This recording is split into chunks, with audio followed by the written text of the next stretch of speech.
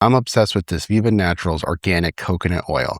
Shout out to the company for gifting me this. I could do this review, but first off, let's talk about taste. Unlike some oils that feel heavy, this is super clean, light coconut flavor.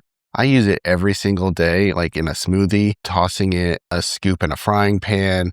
This is going to be unrefined and cold pressed, so you're getting the highest quality possible. For skincare lovers, yes, you can actually use this on your skin. It's incredibly hydrating too as well. You can place it on your skin. You can actually use this as a lip balm too as well. It'll melt right into your lips, giving you that gloss and shine and without those harsh chemicals. So you can also use this as a lip balm.